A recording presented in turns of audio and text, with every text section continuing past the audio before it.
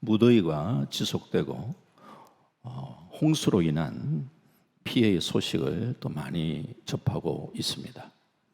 갑작스러운 폭우로 인명피해와 재산의 손실을 입는 경우도 생기게 됩니다. 참 안타까운 일이죠. 피해 지역은 빠른 복구가 되고 자연재해에 대한 피해를 최소화할 수 있는 또 대책도 세우고 미리미리 대비하고 점검하는 그런 자세도 물론 우리에게 필요하리라 생각을 합니다. 자, 그러면 오늘 우리 그리스도인들은 이런 홍수 얘기를 듣고 이게 여름 되면 많이 듣게 되고 하는데 또 여름에 또 폭우가 왔구나, 또 홍수 피해가 있구나 하는 그런 정도로 스쳐 지나가는 그런 태도가 아니고 조금 더 영적으로 깨워서 이 홍수를 통하여 하나님은 우리에게 깨우치시는 것은 없는가? 이 홍수를 통해서도 우리를 깨우치시는 그 하나님의 소리를 믿음의 사람들은 들을 수 있기를 바랍니다. 그런 의미에서 오늘 본문을 한번 택해봤는데 오늘 본문의 시편의 저자는 다윗입니다. 다윗이 언제 이 시편을 기록했는지는 정확하게 알 수가 없습니다. 아마도 다윗이 사울에게 쫓겨다니는 중에 기록된 시편이 아닌가 추측을 그냥 합니다. 사람들에게 비는 낭만적으로 느껴지는 분들도 있습니다. 특별히 연인들이라면 비가 올 때 추억거리를 남길 수도 있습니다. 또 비를 좋아하는 사람은 비를 감상하면서 시를 쓸 수도 있습니다. 하지만 이것은 비가 적게 올 때 얘기지, 비가 홍수가 돼가지고 막 쏟아지면은 좋아할 사람은 그렇게 많지 않습니다. 다윗이 사울에게 쫓겨다니는 어느 날 자신의 몸을 감추려고 굴에 숨어 있었다고 생각을 해봅시다. 그런데 갑자기 밖에서는 천둥 번개가 치고 폭우가 막 쏟아지는 그런 소리를 듣고 밖으로 나가봅니다. 그런데 비가 막 쏟아지는 그런 광경을 딱 쳐다보고 있습니다. 그렇지 않아도 자기 신세가 쫓겨다니는 그런 신세인데 참 자기 신세를 생각하면 처량할 텐데 거기에다가 막 비가 막 쏟아지고 있는 그 모습 속에 자신의 모습을 생각해 보면 좀 더 자신의 모습이 처량할 수 있습니다. 이스라엘 땅에 건기가 전하고 우기처럼 비를 기다리지만 비도 적당히 오면 좋지만 그 비가 폭우가 되어서 막 쏟아질 때에 그러면서 자신이 처한 상황과 환경은 참 좋지 못할 때 그 비가 더 우리를 착잡하게 할 수가 있다는 거죠. 그런데 다윗은 쏟아지는 폭우를 바라보면서 자연 만물을 통치하고 계시는 하나님을 바라보고 있습니다. 그리고 자신은 연약하고 부족한 인간임을 새삼스럽게 느끼면서도 자연을 통치하고 계시는 그 위엄찬 하나님을 바라보면서 하나님을 예배하고 하나님을 찬양하고 있습니다. 이 다윗의 모습을 오늘 좀 배울 수 있기를 바랍니다.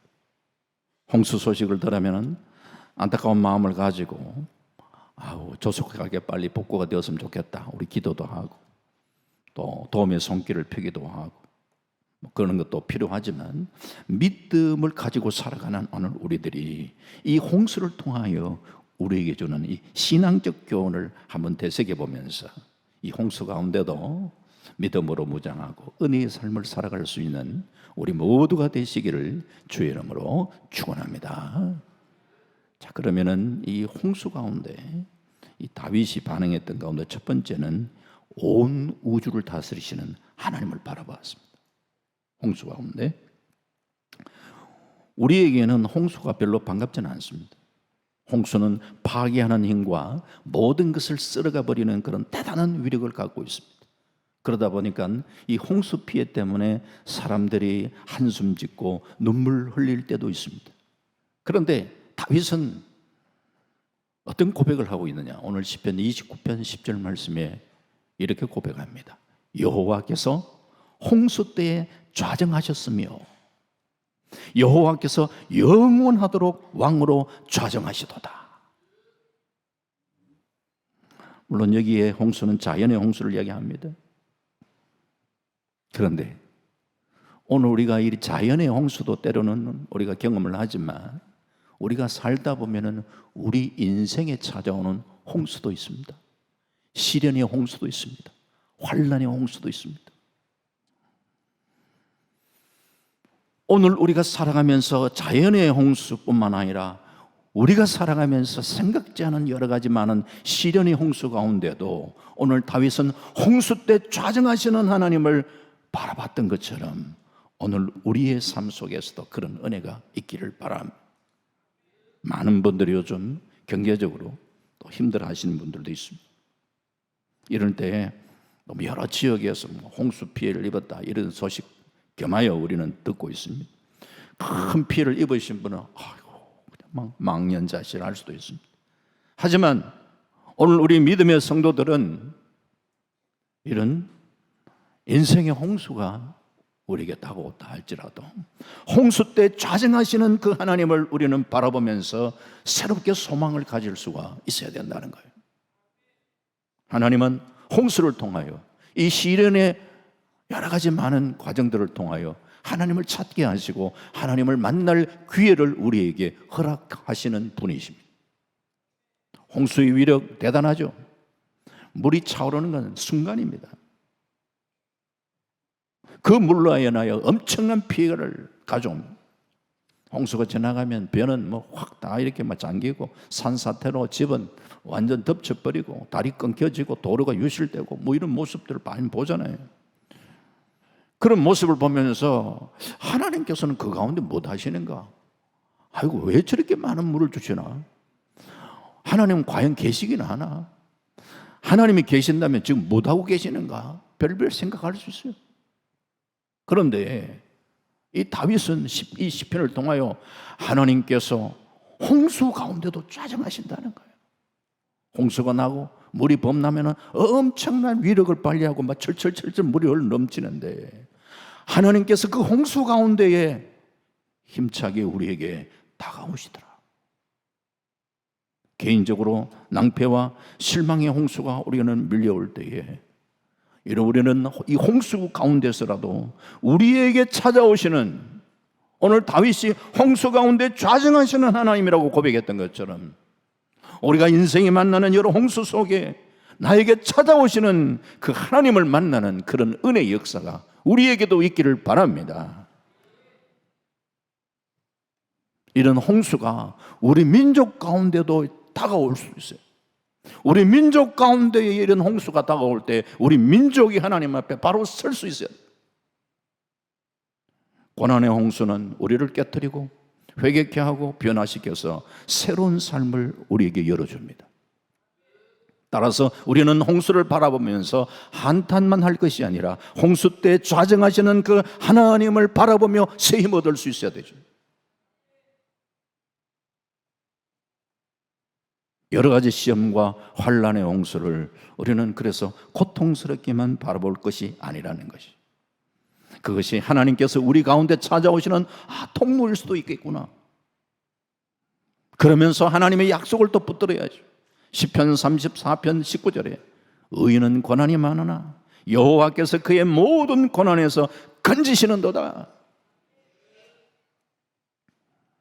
비록 생각지 않은 가운데 이런 여러 가지 많은 홍수가 우리에게 다가온다 할지라도, 그래서 내가 고난을 겪는다 할지라도 하나님께서는 그의 모든 고난에서 건지시는도다 약속하고 있죠. 하나님께서는 우리가 영적으로 손해될 그런 일들을 허락하지 않습니다. 하나님께서는 우리가 시험과 환난을 통하여 궁극적으로 하나님을 의지하게 하십니다. 그래서 마침내는 복을 주시기를 원하십니다. 우리가 회개하고 변화받고 새롭게 되지 않으면 그러면은 하나님께서 그렇게 주시려고 하는 복을 우리가 받지 못할 거 아니에요. 그렇기 때문에 하나님께서 우리를 회개시키시고 변화시키시고 새롭게 하시기 위해서 우리를 깨뜨리실 때는 그때는 빨리 깨어져야 되죠. 낮아져야 되죠. 겸손하게 주님 앞에 반응하여 믿음으로 반응하는 거예요.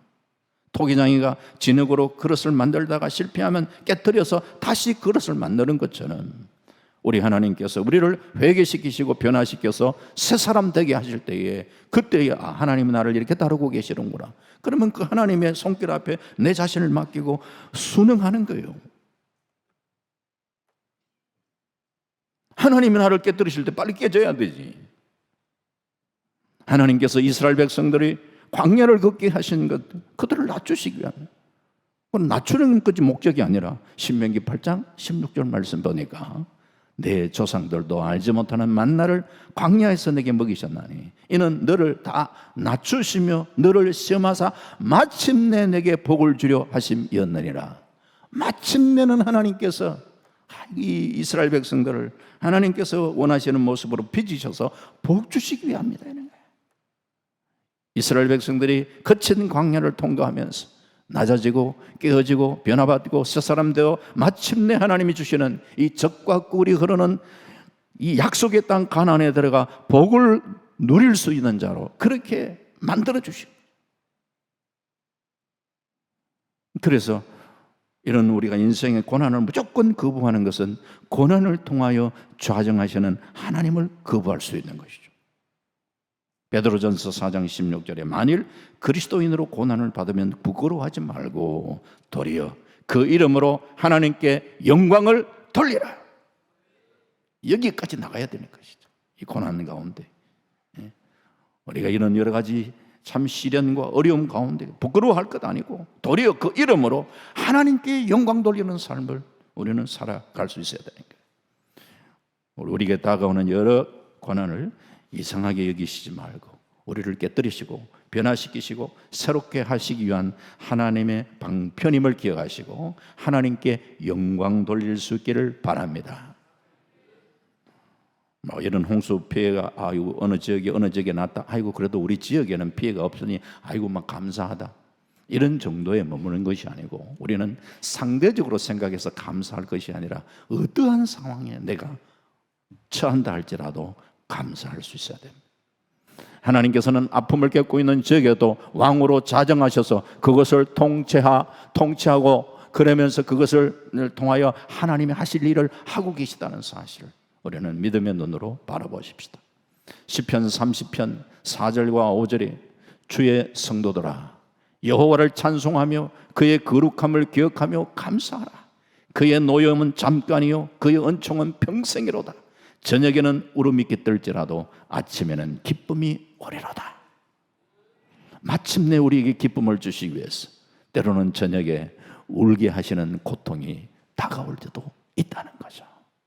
고통이 우리가 빨리 지나가기 위해서 우리는 우리를 돌아보시고 우리를 빚으시는 그 하나님 앞에 우리는 바로 서야 되는 것이죠. 우리가 잘 아는 요나를 보면은 하나님의 얼굴을 피하여 니느웨로 가라라 이렇게 니느웨로 가라고 하는데 반대 방향 다시스로 가는 배를 타고 도망을 칩니다. 거기에서 큰 풍랑을 만났지만 여전히 자아는 깨어지지 않았습니다. 드디어 풍랑의 원인이 자신임이 드러나고 이제 요나는 물에 던져졌습니다. 큰 물고기가 그를 삼키게 되고 요나는 물고기 뱃속에서 깨어지고 회개합니다. 참 말이 참 우리는 그냥 아이고 물고기 뱃속에 있었는가 보다 싶는데요. 그 요나의 고백 속에서 보면은 그 물고기 뱃속에서 지옥의 고통을 겪고 있습니다. 얼마나 사실은 요나가 자아가 강했는데 그 깨트려지지 않은 자아, 죽었으면 죽었지. 내가 니느웨는 못 가겠다. 왜? 원수의 나라 수도 거기에 난 가지 못하겠다. 차라리 만나기가 죽었으면 죽었지 하는 이런 강한 자. 이게 깨트려지지 않는데 그 지옥과 같은 그 물고기 뱃속에 들어앉아 있으니까 거기에서는 항복하는 거예요. 요나는 회개하고 그리고 거기에서 깨어지고 본인이 깨어지기 전까지는 풍랑이 멈추지 않았어. 홍수로 인하여. 그런데 우리가 이 요나의 고백을 보면은요, 요나가 하나님 앞에 막 그냥 기도를 하는데, 요나서 2장에 보면 물고기 뱃속에서 기도가 있잖아요. 그때에 요나서 2장 3절에 보면은 주의 파도와 큰 물고기 자기를 덮쳤다. 주의 파도와 큰 물고기, 그냥 파도가 아니고 주의 파도라 그랬어요. 하나님이 간섭하시는 파도였어요. 하나님이 뭔가 자기에게 계획을 하고 있는 파도였다는 거예요. 그래서 주의 파도라는 거예요. 우리 인생에 홍수가 막 다가올 때에 그 홍수가 그냥 홍수가 나는가 보다 라고 느껴지는 사람도 있겠지만, 이 홍수를 통해서 하나님이 나를 간섭하고 계시는구나, 이거 깨닫는 사람도 있다는 거예요. 그래서 홍수로 인하여 이거 엄청난 피해를 입을 때 누구 탓하기보다도 오늘 우리는, 믿음의 사람들은 이 홍수 가운데 자정하시는 하나님을 바라볼 수 있어요. 하나님 없이 우리가 삶의 주인이 되어서 하나님께 영광 돌리지 않고 죄악된 삶을 살아가고 있었더라면, 이런 홍수를 통하여 우리는 하나님만이 영영토록 왕이 되심을 우리는 선포하며 다시금 주님 앞에 바로 서야 돼요.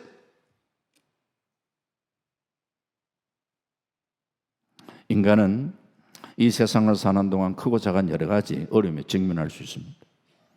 어려움을 보는 각도도 부정적으로 볼 수도 있고 긍정적으로 볼 수도 있습니다. 홍수를 만날 때 분명히 홍수를 입는 피해도 있습니다. 하지만 홍수 때문에 하나님을 멀리했던 자신이 하나님을 더 가까이 하는, 더 하나님을 찾는 계기가 되었다면, 그 홍수는 하나님께서 나를 더 하나님께 가까이 하게 하는 도구로 사용된 것이죠. 성경에 여호와를 가까이 하면 내게 복이라 그랬잖아요. 그러면 궁극적으로 그것은 내게 복된 일이지. 재해를 당했을 때 이웃에게 도움을 주는 따뜻한 이웃이 마음을 우리는 봅니다. 우리 사회에 참 어려운 이웃을 돕는 그런 많은 참 선한 손길들이 있습니다. 이걸 볼 때 참 우리 사회가 나쁜 사람도 많지만 나쁜 사람보다는 그래도 착한 사람이 더 많은 것 같다, 이런 생각이 들 때가 많습니다. 결코 이 사회가 어두운 것만 아니구나, 이런 느낌도 있습니다. 홍수는 우리 그리스도인들에게 찾아옵니다. 홍수가 우리에게 좌절만 안겨주는 것이 아니라 홍수 때 좌정하시고 우리를 통치하시는 그 하나님의 은혜를 우리는 새롭게 경험하는 우리 모두가 될 수 있기를 주님의 이름으로 축원합니다. 그러면서 두 번째로, 이 다윗이 홍수 가운데 들리는 하나님의 소리를 들었다. 홍수 가운데. 오늘 시편 29편 3절과 4절을 보면은요, 이 홍수의 위험이 대단합니다. 여호와의 소리가 물 위에 있도다. 영광의 하나님이 우레 소리를 내시니 여호와는 많은 물 위에 계시도다. 여호와의 소리가 힘 있으며 여호와의 소리가 위험차도다. 천둥 번개가 막 칠 때 정말 겁이 납니다. 우리는 두려움 가운데 빠질 수 있어요. 다윗도 쏟아지는 홍수를 바라보면서 천둥 번개가 치는 소리를 지금 듣고 있습니다. 그런데 하나님이 우레 소리를 내신다, 이런 표현을 쓰고 있습니다. 그리고 오늘 시편 29편 5절과 또 6절에는 여호와의 소리가 백향목을 끄시며 여호와께서 레바논 백향목을 끄끄 부수시도다. 그 나무를 송아지같이 뛰게 하시며 레바논과 시련으로 들짐승같이 뛰게 하시는도다. 이제 막 홍수로 인한 여러 가지 많은 이 사건들 이야기하는데, 산사태가 한번 나면요, 집들 와르르 무너지는 모습 봅니다. 천둥 번개가 내리치면 쏟아지는 그 홍수고, 그렇게 경고하기로 유명한 백향목이 꺾이더라는 거예요. 홍수가 막 그냥 쓸어가면 감당할 방법이 별로 없어요. 예. 홍수 피해를 입은 분들이 얘기, 아이고 막 순식간에 일어난 일입니다. 그때 좀 피하고 이러면 그 말하지 말이야. 이거는 갑작스럽게 막 다가오네. 시편 29편 8절 9절 보니까 여호와의 소리가 광야를 진동하시며 여호와께서 가데스 광야를 진동시키시더라고, 그렇게 표현하고 있고요. 9절 말씀 보니까 여호와의 소리가 암사슴을 낙태하게 하시고 삼림을 말갛게 벗기시니 그의 성전에서 그의 모든 것들이 말하기를 영광이라 하도다 그랬습니다. 천둥 번개 소리에 놀란 암사슴이 낙태를 합니다. 홍수로 인하여 삼림은 말갛게 그냥 막 벗겨지는 그런 일이 일어나고 있습니다. 이렇게 천둥 번개에 백향목이 꺾어 부서지고 암사슴이 낙태를 하고 광야가 진동하는 소리에 다윗도 얼마나 놀랬겠냐 말이에요.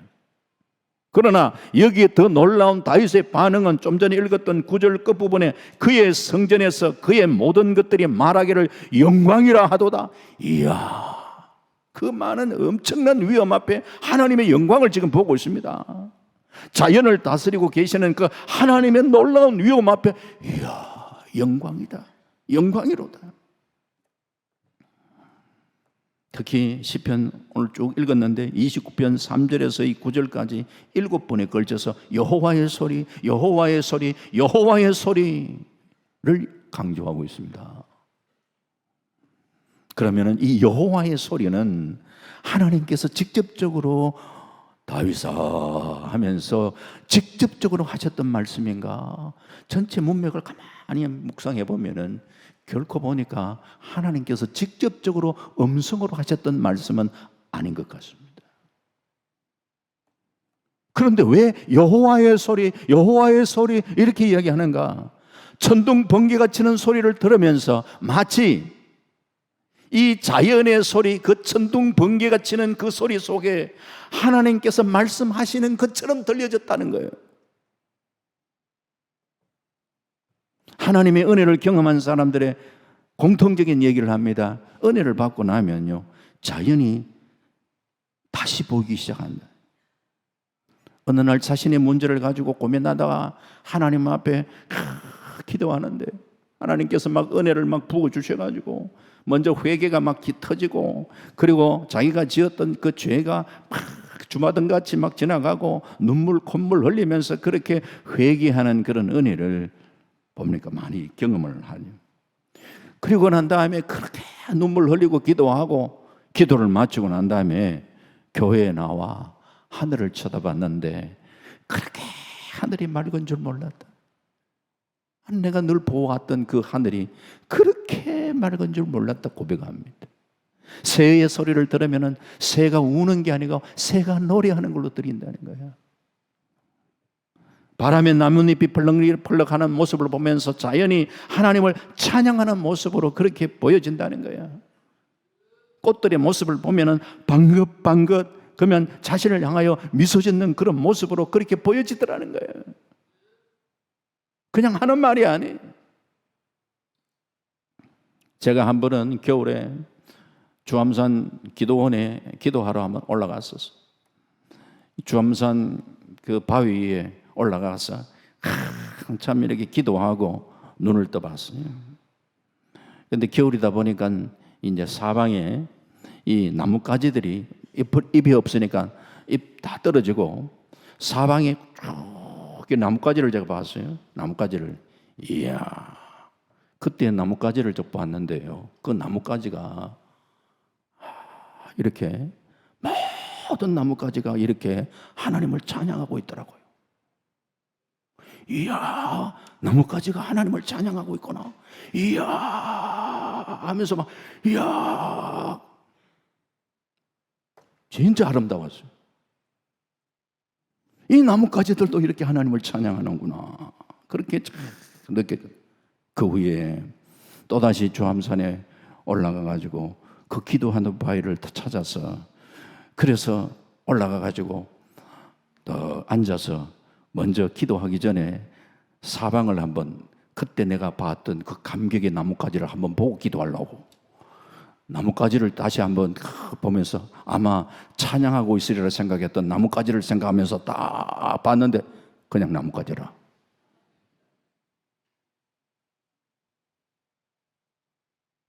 영이 맑아지고 영의 눈이 뜨여질 때에 나뭇가지들이 하나님을 찬양하는 그런 모습으로 보여지는 줄 믿습니다. 사랑하는 성도님, 그렇다면 힘들고 어려울 때일수록 우리는 하나님의 영에 사로잡힌 삶을 살아갈 수 있어야 됩니다. 하나님이 나를 붙드시고 나의 영의 눈을 밝히 열어주실 때에 자연을 통해서도 우리는 하나님의 손길을 느낄 수 있게 되는 거예요. 천둥 번개가 치고 홍수가 나서 엄청난 자연재해가 일어나는 이 현장 가운데도 이 천둥 소리가 자신에게 강하게 들려지는 하나님의 소리로 들려지는 사람이 있다는 거야. 종교개혁자 마르틴 루터 잘 아시잖아요. 그 원래 법학도였어요. 그의 부처는 광산업으로 성공했는데 루터가 계속해서 좀 세상이 좀 출세해야 되겠다 생각을 하는데 1505년 여름 친구와 함께 길을 가는데 그때 번개가 치면서 옆에 함께 가던 친구가 벼락 맞아 죽어버려. 얼마나 놀랐겠어요. 함께 가던 친구가 같이 가고 있는데 벼락에 죽어. 바로 그냥 하나님 앞에 그가 엎드립니다. 하나님, 저를 살려주신다면 수도사가 되겠습니다. 직접적으로 하나님의 음성을 들었다기보다도 그 하나님의 그 위험과 두려움 앞에 그냥 막 꼬그라져 버린 거예요. 그러면서 하나님 살려주신다면 내가 신학도가 되겠습니다 라고 하면서 하나님 앞에 그가 참 이 주의 길을 걸어가게 되는, 하나님의 부르심 다양한,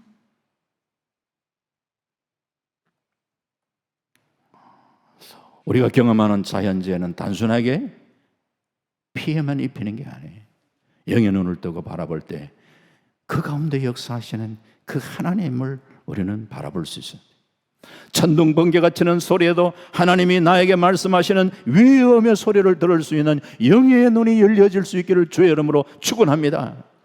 그리하여 우리 모두가 다 하나님 앞에 바로 설 수 있는 그런 은혜가 있기를 주의 이름으로 축원합니다. 마지막 세 번째, 이 홍수 가운데 다윗이 뭘 하냐? 하나님을 예배하는.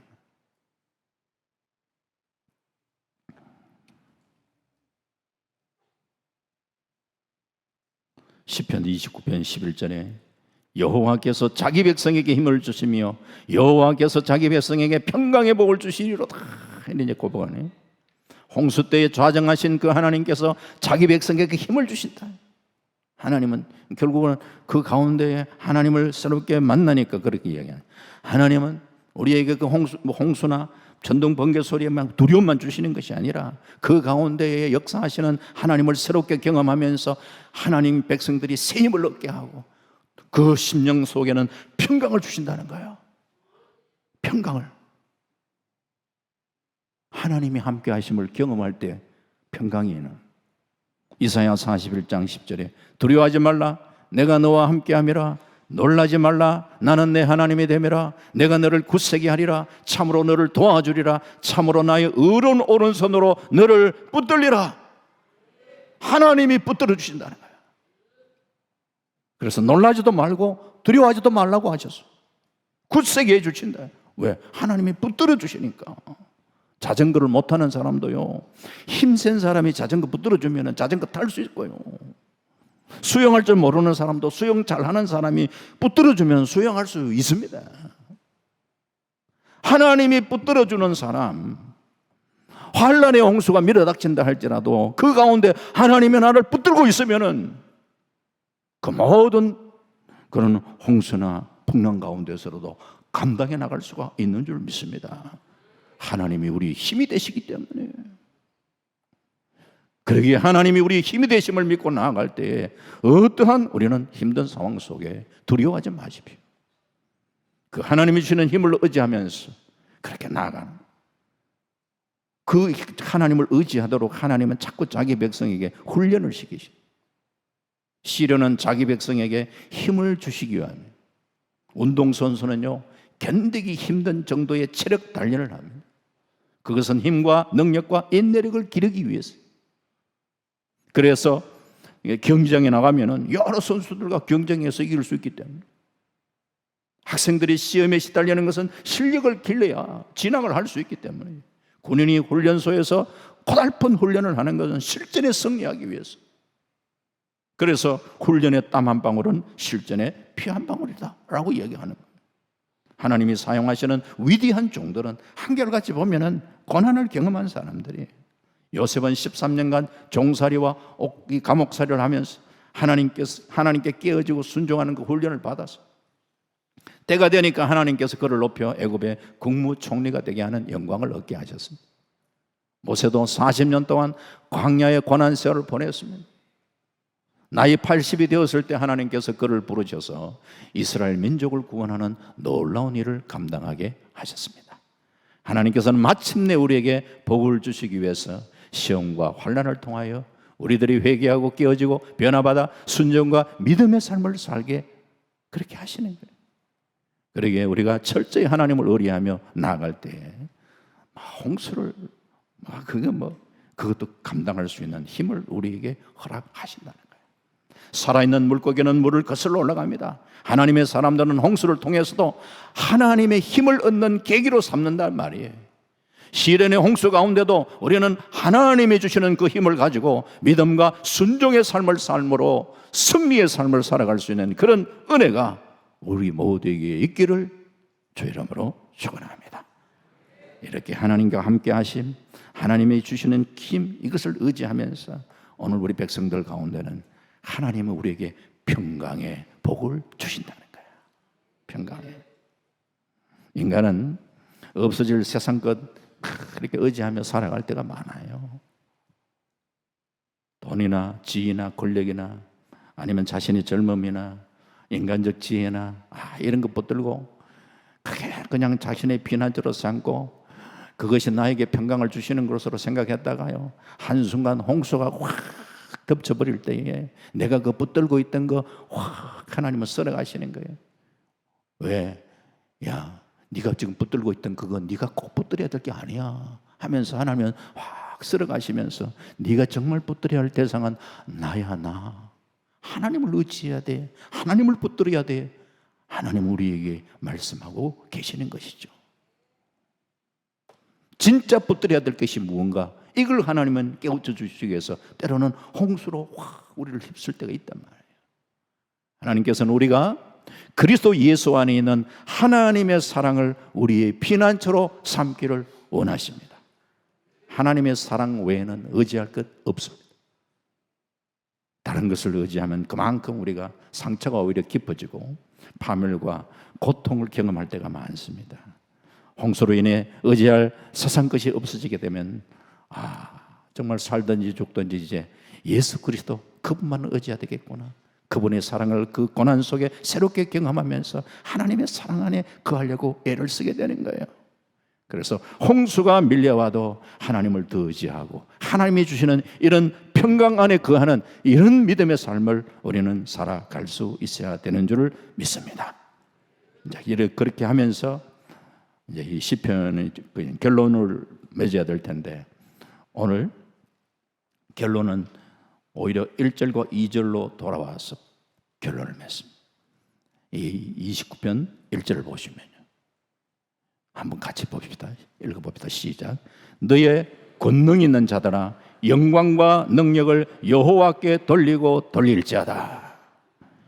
여기에 권능 있는 자들은 세상에 권세 있는 자들을 말하고 있지 않습니다.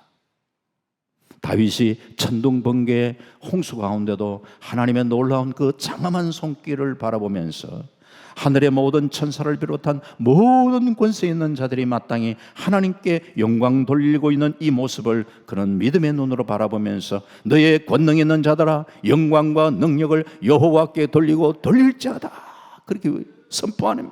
자, 그러면서 오늘 시편 29편 2절입니다.